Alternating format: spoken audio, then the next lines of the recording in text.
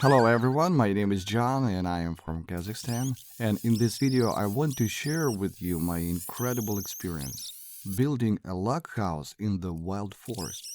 It was a difficult but extremely exciting project that I had dreamed about for a long time. If you have been watching my channel for a while, you know that I love traveling, camping, and outdoor living. But this time I decided to go even further, building a real log house using traditional methods. So why did I decide to build a house in the forest? Many people dream of having a house in the wilderness, where they can enjoy solitude, silence, nature, and fresh air. But this dream requires enormous effort. Before I could start construction, I faced my first and biggest challenge, finding a suitable plot of land. One option, of course, is to buy land, but such areas are quite expensive. An alternative is to find a place far from civilization where there are no rangers or other people, and I chose the second option. However, before starting construction, I prepared thoroughly. I studied traditional construction methods, selected optimal materials, and created a detailed plan. This helped me avoid many mistakes and made the process more efficient. It was important to consider climate conditions, terrain, and the availability of construction resources, as in the forest everything has to be done by hand. The first thing needed for building a log house is of course wood. Fortunately, at the end of winter, a hurricane passed through this forest, knocking down many trees. I decided to use these fallen trees as not to harm nature. For construction I needed about 40 logs, each 6 meters long. But cutting them down was only half the job. These logs were fresh and very heavy. Their weight ranged from 150 to 500 kilograms, making them impossible to move manually. So I hired a man with a tractor to help transport the logs to the right place. Using regular vehicle for transportation was too risky, since the gearbox could simply burn out under such weight. After delivering the materials, I moved to the next step, preparing the site for construction. I chose a location on a small hill, so that in the spring the house wouldn't be flooded by melting snow. It was also important to consider the wind direction and the amount of sunlight on the plot. To protect myself from potential problems with wild animals, I built a temporary fence around the construction site. Additionally, I created the area of bushes and small trees to ensure nothing would obstruct the construction process.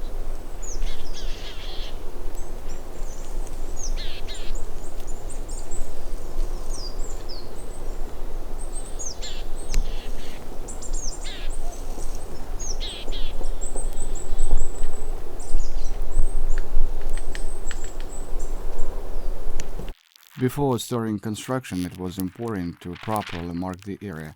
I stretched making ropes and measured the diagonals to ensure the foundation was perfectly level.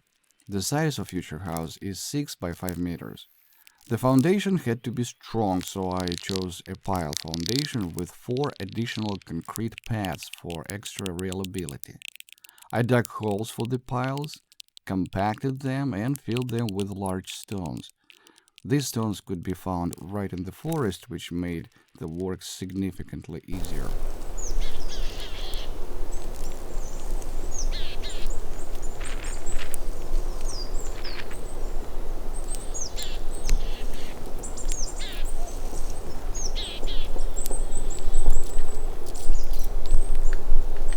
Next, I needed sand.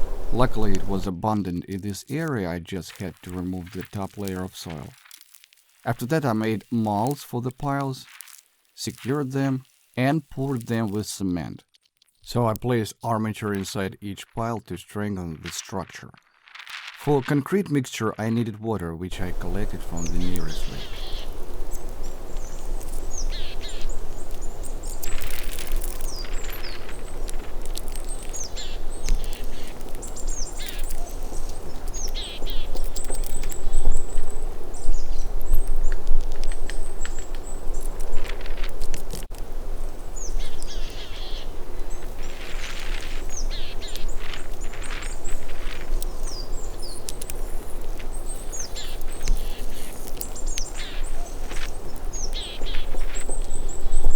When the foundation was ready, I left it for a week for complete solidification. To make it stronger, I regularly poured water over it. This is important because cement gains strength gradually, and without proper care, cracks could appear, weakening the foundation. Many viewers may ask, why do you use a chainsaw, a screwdriver, and construction levels? I will answer honestly. Building a house without these tools is practically impossible. Many bloggers show a clean process, hiding the real work behind it. But in reality, such projects are not feasible without professional tools. That's why I'm not going to mislead you.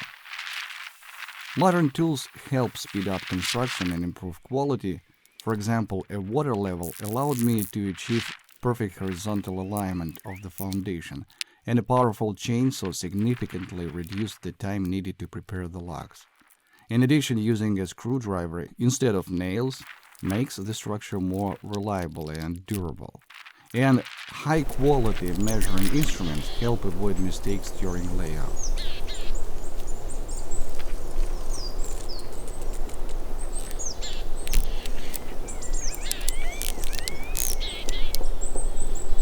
After the foundation had set, I moved on to the next stage, installing the first crowns of the log house. This is the most crucial stage because the stability of the entire structure depends on it. The first logs are laid evenly and joined together with traditional cut groovers. At this stage, it is important to monitor the horizontal level to prevent the house from becoming misaligned. Further construction involves preparing and laying the remaining logs, cutting corner joints, and as well as insulating and sealing the walls. As insulation, I use moss and tow, which not only retain heat well but also protect against insects and decay.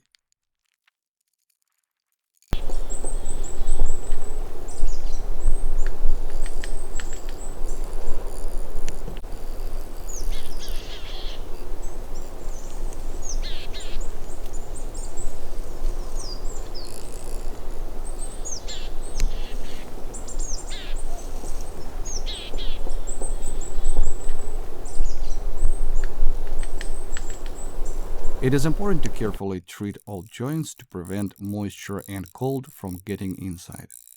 The most difficult task, of course, was building the walls of our house. The logs are extremely heavy. Lifting a log alone is simply impossible. I had to experiment dragging them using a crowbar, but still I managed to move them all by myself. As you can see in the video, this is not fake. There are no workers behind the scenes. I do everything manually without help from people or machinery. I knew it would be hard, but I never imagined just how difficult it would be. I didn't even realize that it would be almost an impossible task. But I had a goal, and I pursued it for 6 months. Actually, no, let's just say I spent a long time. One of the tough challenges was stripping the bark from our trees. The task was very difficult.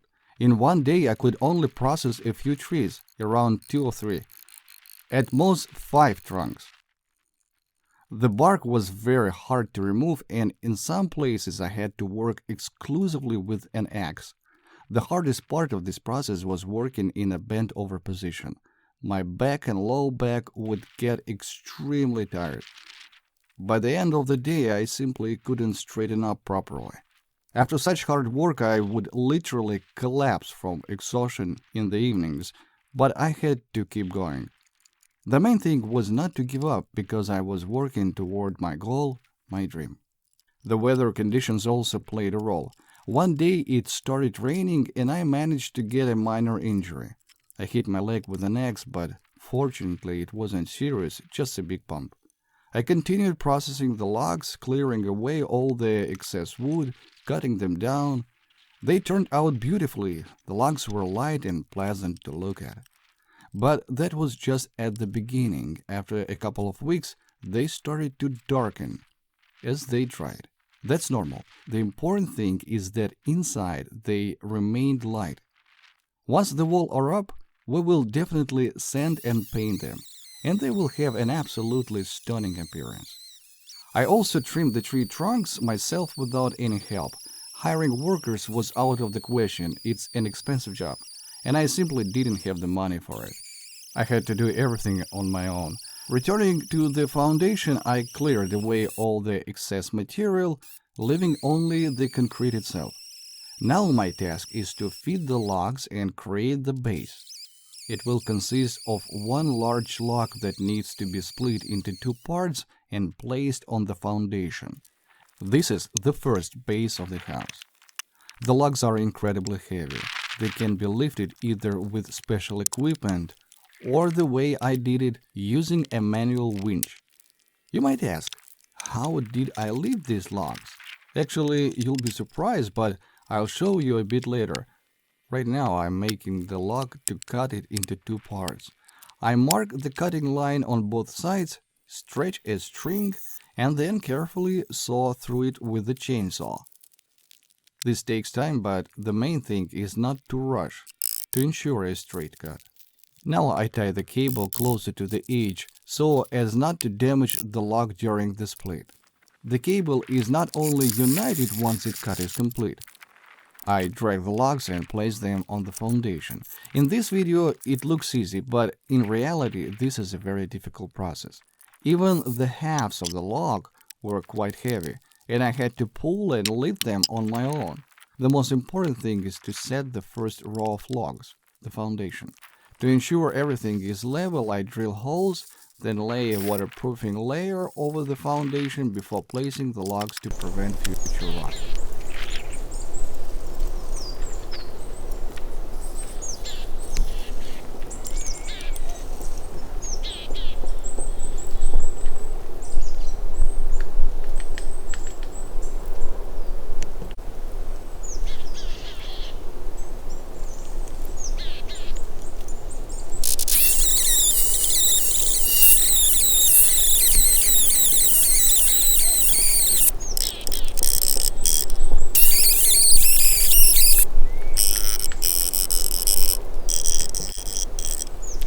Now I need to prepare the winches I mentioned earlier. These are manual winches that I will use to pull the logs up. I carefully tie and secure them, and this is how I lift the logs. Doing this manually is simply unrealistic. It's too heavy and dangerous. Serious injuries are easy to get, such as pinched spine or hernia. I didn't want that, so I found another way. I came up with this method myself. I haven't seen anyone on YouTube do it this way. Even experienced builders usually use cranes. But I marked each log, carve out the groove, adjust everything for size, and use a compass to transfer the low log's contour onto the top one. Then saw it out and finish it with an axe. This method ensures high accuracy and quality in assembling the log structure. You might think using a chainsaw is easy and simple. In reality, even cutting such a groove is a challenging task.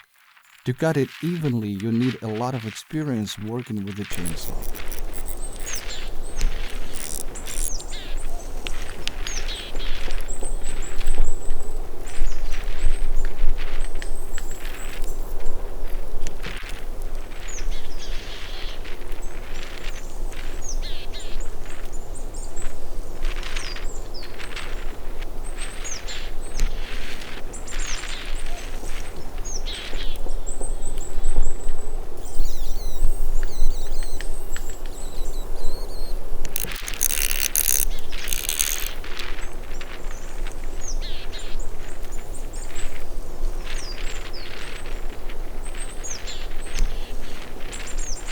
Well, the first log is ready. Now we apply interlock jute. I place the interlock seal, then lay the first log and nail down. The same is done with the second log. For you, it's relaxing just watching the work.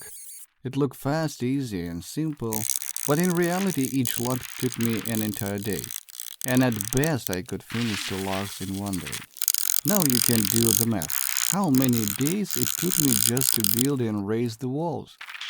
It took a long, extended period because I also had to go home to rest. I would come to the forest for about 7-10 days, sometimes staying for 2 weeks, to get as much work done as possible and record materials. It was extremely difficult, especially at night.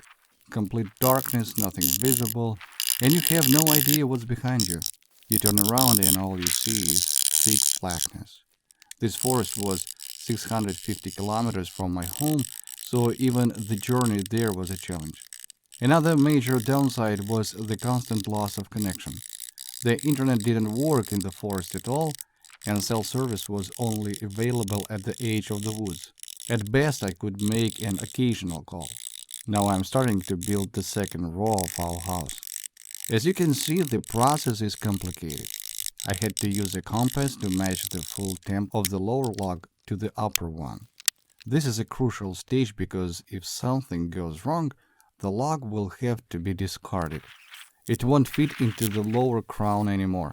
To make the task easier, I made light cuts to indicate where to chop, then use an adze to crave out the wood.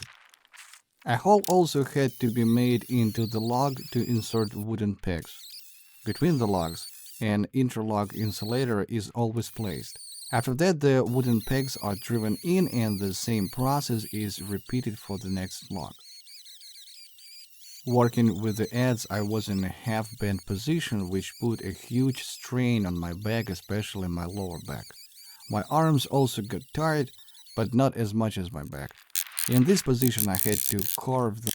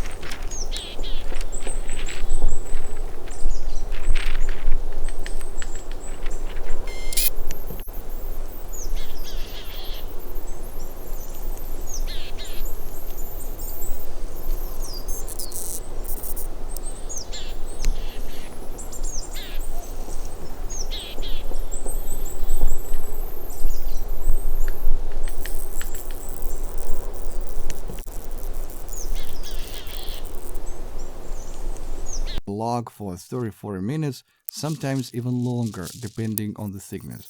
I constantly had to do test fittings, lay the insulation again, and continue construction. Beside work, I need to find time to rest. I tried to walk through the forest, pick berries, and drink tea. These little things were essential to recovering during construction.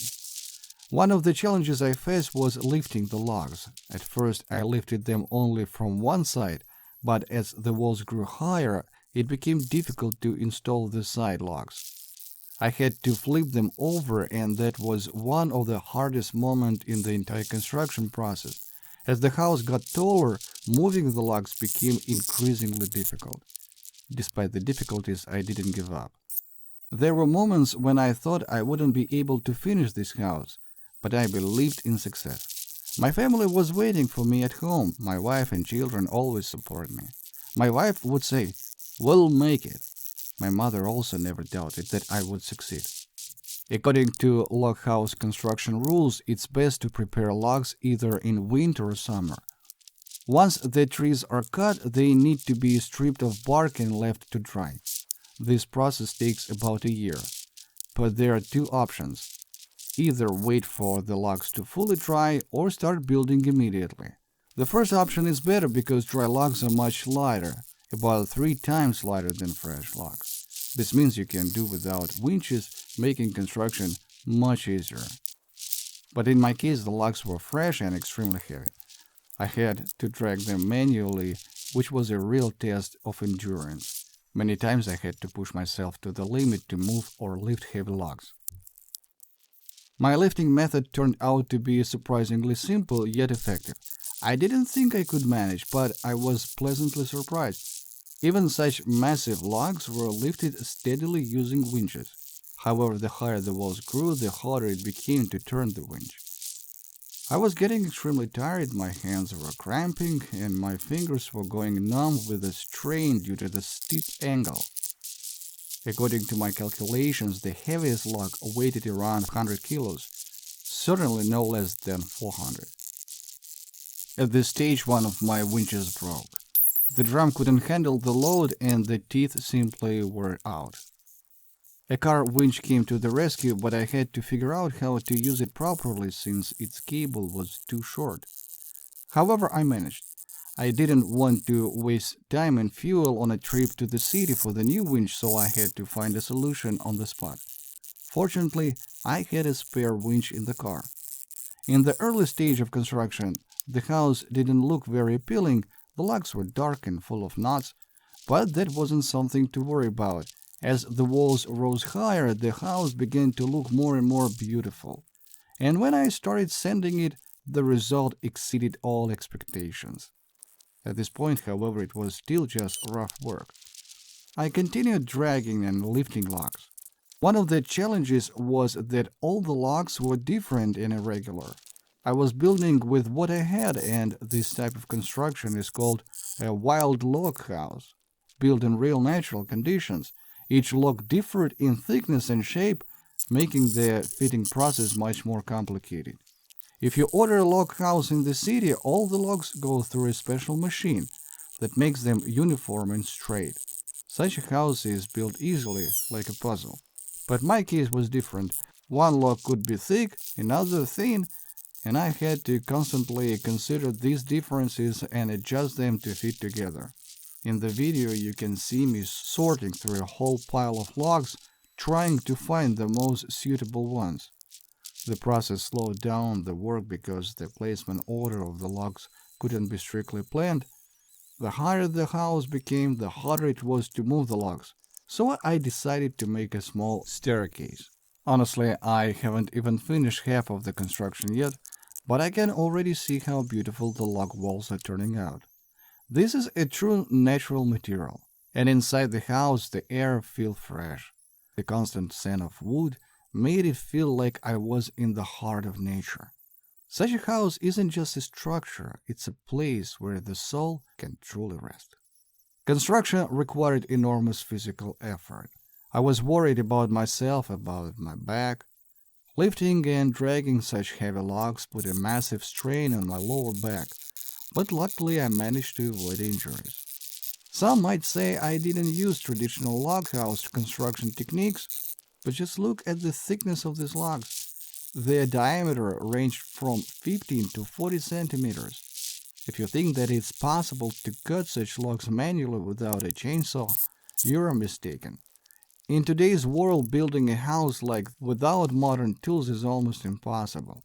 Yes, it could be done if you had an entire team of workers, like the old days when one person felled trees, others stripped the bark, some planed the wood, and others carried it. Back then the work went faster, but doing it alone is nearly as impossible task. You might mention other bloggers who built log houses manually.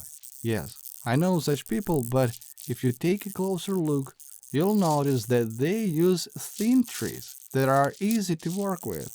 Moreover, they use dried wood that can be lifted by hand. This significantly simplifies the construction process. My logs, however, were fresh, heavy, and much harder to work with. The forest where I was building was old, with massive trees, so constructing a house without tools would have been practically impossible. Nevertheless, despite all the difficulties, I kept moving toward my goal. Talking to a professional, I learned how houses were built in the past. He told me that they never used any special equipment simply because it didn't exist. In the old days, people rolled logs into place using ropes, and several people did this together. When multiple people lifted a log, the process became much easier and the work were more enjoyable. But when you're alone in the forest all day, it becomes mentally exhausting. I hope you understand and support me. I also want you to write in the comments which country you're from and what you do for a living. Let's get to know each other. After all, I don't see you, but you see me. I always try to respond to every comment on YouTube. If you look closely, you'll notice that I reply to almost everyone. It makes me happy when someone appreciates my work. Maybe someone wants to chat with me or ask for advice. I would find that interesting as well. So I'd be grateful if you liked this video and wrote a little about yourself. I continue to build this house, showing every step of the process so that viewers can see that I didn't use special equipment or off-camera workers. I hope you appreciate my effort. Of course, I could have hired workers like they do in Hollywood. That would have cost a fortune and I would have had to provide them with housing. Obviously, a tent wouldn't be an option for them. Investing in heavy equipment also didn't make sense. It would have been too expensive and wouldn't have paid off. YouTube doesn't pay as much as many people think, even if the content is high quality. Not everyone managed to earn a lot. I hope everything works out for me and that you enjoy this process. The house kept getting taller, but I didn't give up. I alternated between thick and thin logs to make the walls look aesthetically pleasing. If I had used all the thick logs at the bottom and the thin ones at the top, the house wouldn't have looked as good. This method of alternating required more effort since every log had to be lifted by hand. At times I thought the winch was about to snap, especially when I was lifting the heaviest logs. I'm still amazed that I managed to do it all without special equipment.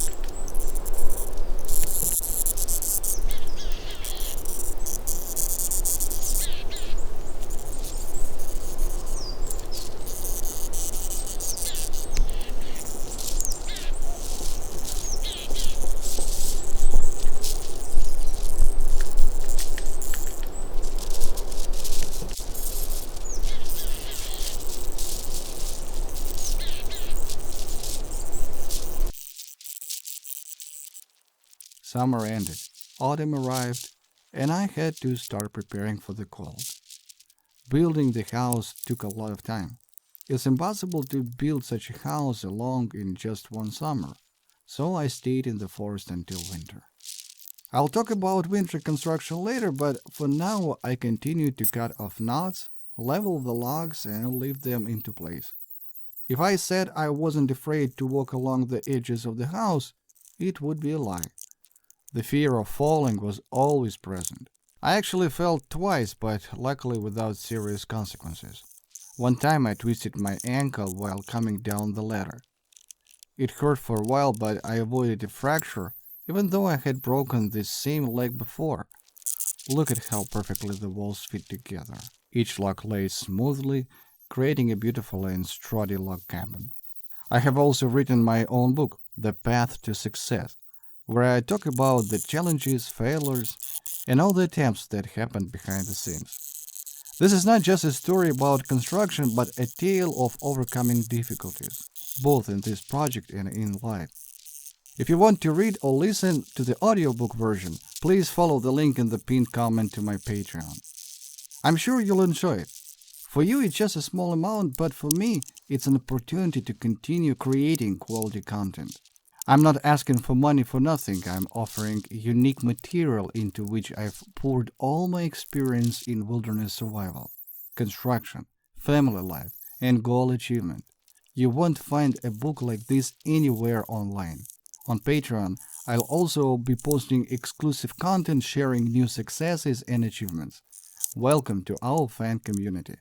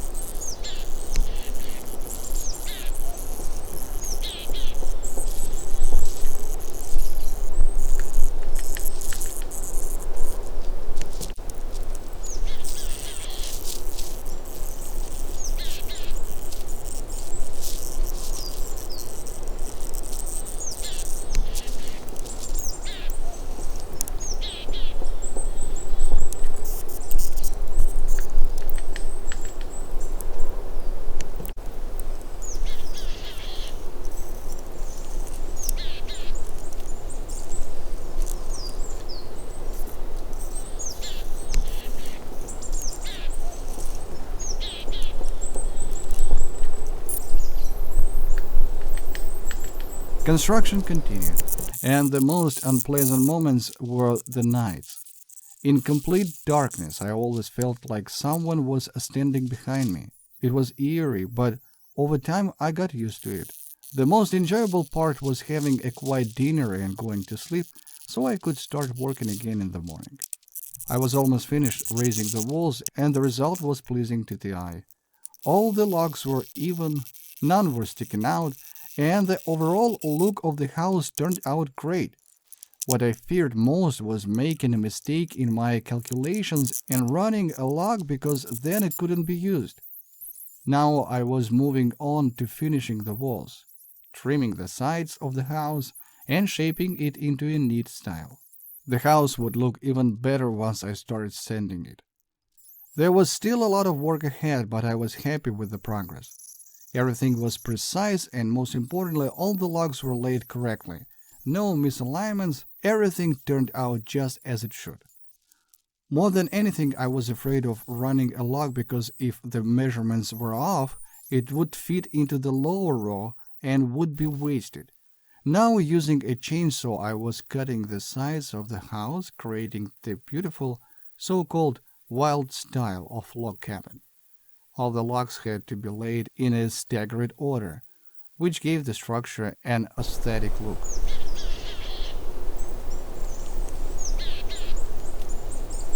I also marked the windows and cut them out with a chainsaw.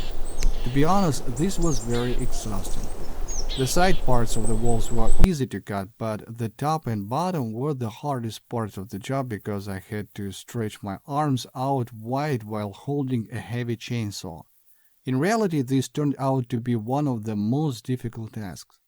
On one of my later trips, I brought an electric generator, which allowed me to generate electricity.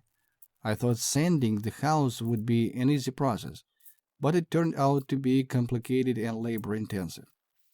The sanding disc on the grinder quickly got clogged with resin, and I had to buy an entire box of sandpaper discs to keep replacing them. Wood dust flew everywhere. Even the respirator couldn't handle it. I had to breathe in wood shavings, which made the work even harder. I took several photos of the sanding process, but didn't manage to finish the job because my generator broke. The manual starter failed. This forced me to go into town for a replacement part, which required extra time and effort. However, once the work was completed, the house took on a beautiful walnut hue. For sanding the log cabin, I used a special oil-based paint, which, although expensive, allowed for quick and even coverage of the walls. Inside the house, I used a water-based varnish to give it a lighter tone. In general, painting the walls is not a necessary procedure. In past, houses were neither painted or sanded, leaving them in their natural state. Over time, the wood darkens, serving as a natural protective layer, but for aesthetic reasons, I decided to sand and paint the walls. However, the paint will need to be refreshed every 3 years. Now I was pulling logs toward the house, cutting them to the required size, and starting to build the roof. It would be elongated with the front overhang. To transport the lumber, I had to order a large truck with high wheels that could get through all the obstacles. Roof construction is a complex process. I lift heavy beams to the top, securing them with brackets, then mark the attachment points and use a saw to remove any excess. Working at heights is difficult and dangerous, but I make sure everything is securely fastened before moving on to installing the ceiling. For this, I need massive beams. I sand them in advance since it's much easier to do this on the ground than up high. If the beams are not treated beforehand, working with them at high becomes extremely inconvenient. I leave them manually straining under the weight, making the task even more challenging. At one point, I nearly fell off the roof while raising another beam. Once the beams are in place, I begin leveling them, stretching a guideline for precision, then securing them with brackets.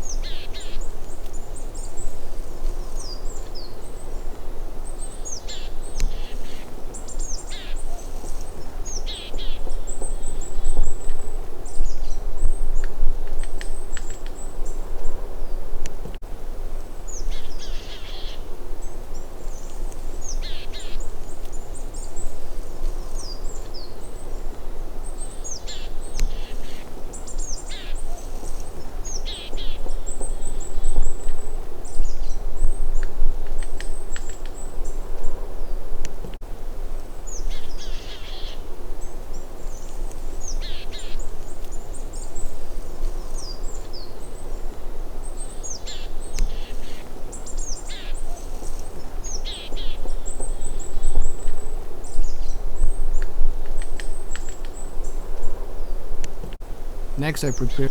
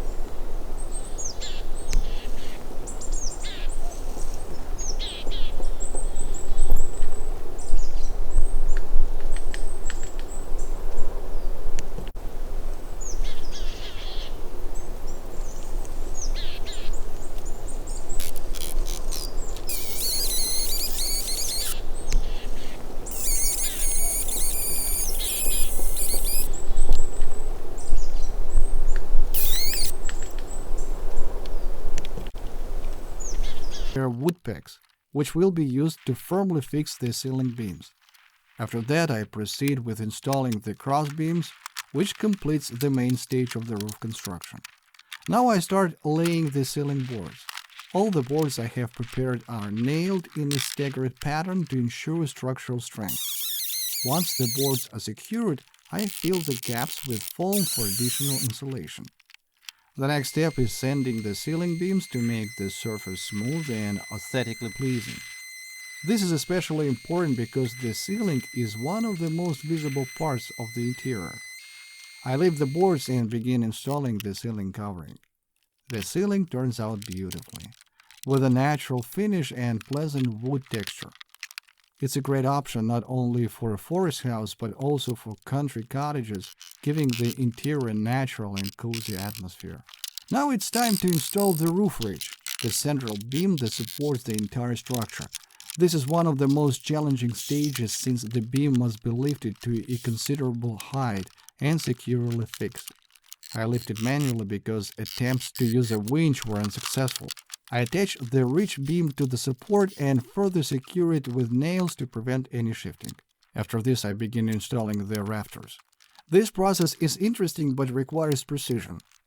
The first pair of rafters is the hardest to install since they must be held in the correct position while being fastened at the same time. Several times the boards fell, but I found a convenient way to hold them and mark the attachment points in advance. Once the first pair is secured, the rest of the rafters are installed much more easily. All elements of the rafter system are securely fastened with nails and screws. The more fasteners, the stronger the structure. Once all the rafters are in place, I begin working on the attic flooring. The lower beams are fixed to the rafters to increase the structural rigidity and prepare the space for insulation.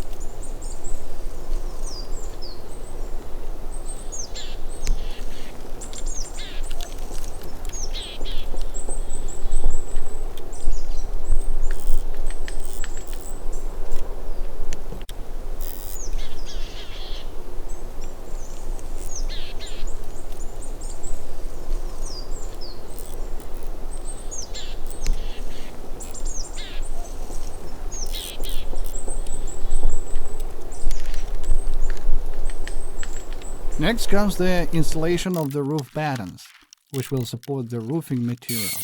This task is simple but requires careful attention. I make the battens dense since the roof must withstand snow and wind loads. Many people ask why I'm not using a membrane film. In this case, it's not needed because my attic will remain unheated, allowing condensation to evaporate freely. Now all that's left to install the roofing material and the roof will be completely finished.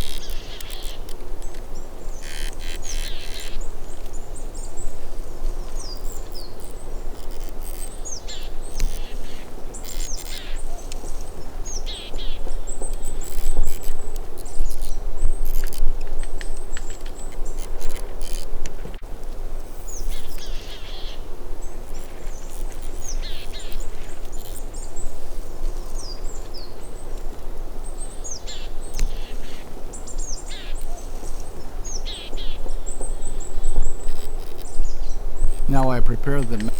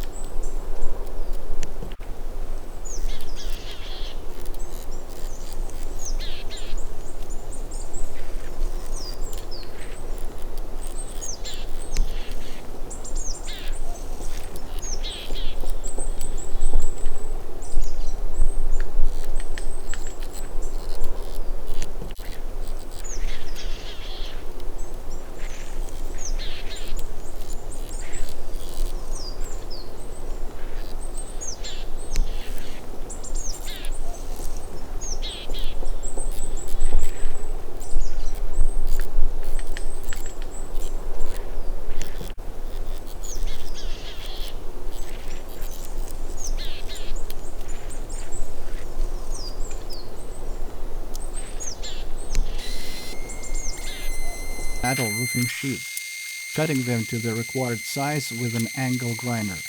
Then I spread natural insulation moss onto the roof. Carrying it was inconvenient since it's quite heavy, especially in large amounts. However, it's the best insulation option available in the forest. If desired, the ceiling can be painted to enhance its aesthetic.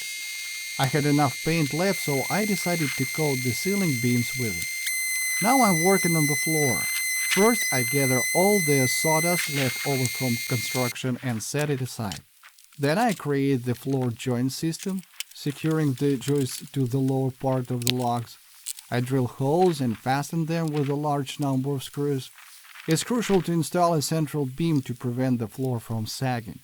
Without it, the flooring would gradually sink over time. Next, I seal the underside of the floor with boards to prevent the insulation from spilling out and keep rodents or other animals from getting under the house. After that, I evenly distribute the insulation across the entire surface. The joists are well filled, creating additional thermal insulation. During winter, I returned to the construction site to complete the flooring work. Since I had stored the insulation inside the house in advance, I didn't have to dig for it under the snow. Now I enclose the second section of the floor, covering it with boards from below. Then I seal the side section of the floor to provide additional protection from cold air. I could have used moss for insulation, but I preferred sawdust since it provides better heat retention. I proceed to insulate the gable ends. For this, I construct special boxes filled with mineral wool. This method effectively retains heat inside the house and prevents cold air from seeping in. The next step is laying the floorboards. I sand them outside forehand to avoid creating dust inside the house. Then I gradually bring them in one by one and secure them to the joist. At first glance, this task seems simple, but it's crucial to use only dry boards. If they are damp, they will shrink as they dry, creating 3 5mm gaps that reduce thermal insulation. Now I thoroughly sweep up all the dust and apply varnish to the floor. This not only enhances its appearance, but also protects it from moisture and wear. After that, I seal the gable ends. The front gable is already finished, so I move on to the rear one. I also begin constructing the attic door. Using a special template, I secure it with screws and carefully cut out the door frame. At the same time, I start working on the windows. Making window frames is not particularly difficult but requires time and precision. If you don't want to do it yourself, you can simply buy ready-made plastic windows. However, that option is much more expensive. To make the work easier, I decided to build a workbench. Assembling windows without one would have been extremely inconvenient. First I made stools, then built a sturdy, reliable table. I fastened it with a screwdriver and screws, making it as stable as possible. I planed and sanded the surface to ensure it was smooth and even. While it could be varnished, I left the work surface untreated since it would inevitably get scratched over time. Next, I begin making the frames. I use clamps to hold the pieces in place, then work with a chisel to remove any excess. After sanding, I join the pieces using wooden dowels. This type of joint ensures the frame's strength and durability. Now the windows are ready for installation. The dowels are made of wood. I also attach insulation to them to prevent drafts and keep cold air out. Notice that I don't make the frames completely tight because the house will shrink over time, and this gap prevents excessive pressure on the windows. It's essential to leave a small clearance at the top. We'll take care of insulation later. Now I make mini frames. I sand them, cut them to the required dimensions, and assemble thin window structure. The glazing will be double pane. Now I'll show an example of how I assemble the window. Inside the frame, attach wooden slats along the entire length. Mark the measurements and carefully cut them out. Then I join all the elements with nails. The frame is almost ready. After securing the nails, I move on to the painting. Technically, painting isn't necessary, but white paint gives the window a clean and aesthetic look. I applied only one coat, which turned out to be sufficient. Now the frame can be installed. It fits snugly into the opening and sits perfectly in place. I secure it with screws on all four sides for added strength. Then I moved on to installing the glass. If desired, the joints can be additionally sealed with silicone. Next, I mark the glass, cut off the excess, and prepare the glazing beads that will hold the glass in place. I insert the glass panes, secure them with glazing beads, and the window is ready. I repeat the same process on the exterior side of the house. Now we move on to insulation. I also cover the upper part of the windows with an additional layer for better thermal insulation.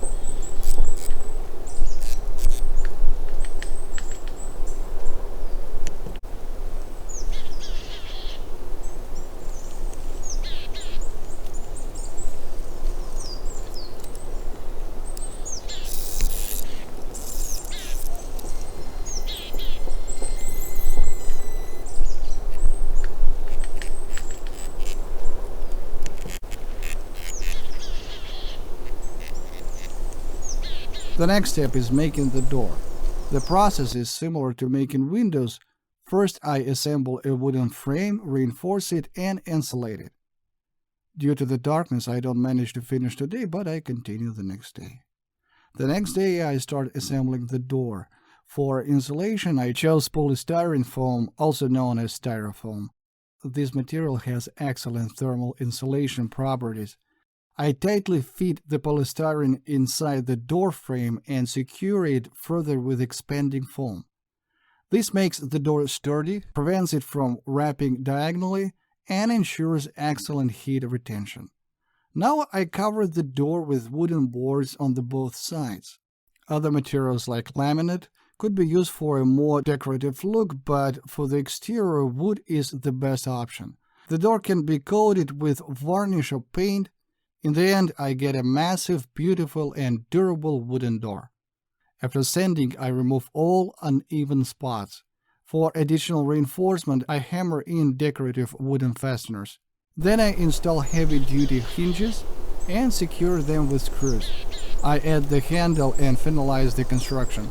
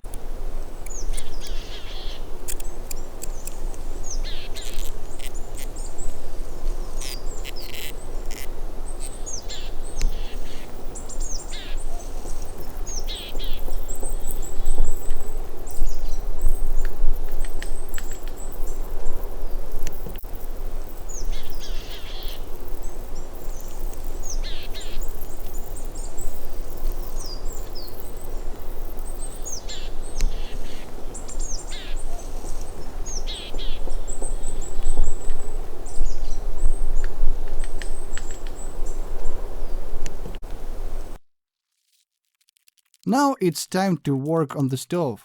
Before installation, I fire up outside to burn off the technical oil and prevent any unpleasant odor inside the house. Then I bring the cement mix inside, pour it onto the floor, and lay stones on top. The stones are placed directly on the wooden base since the cement securely holds them in place. If a stone doesn't fit, I break it with a hammer and adjust it accordingly. After preparing the base, I install the stove itself and begin assembling the chimney.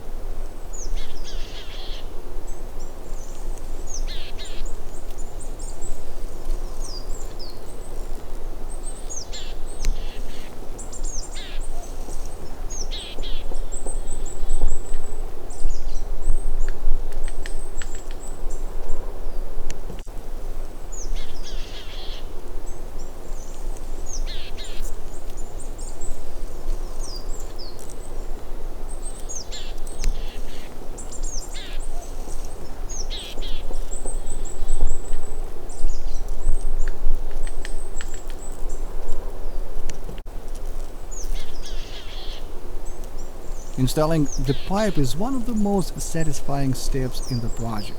First, I cut a hole into the ceiling, then create a special metal box.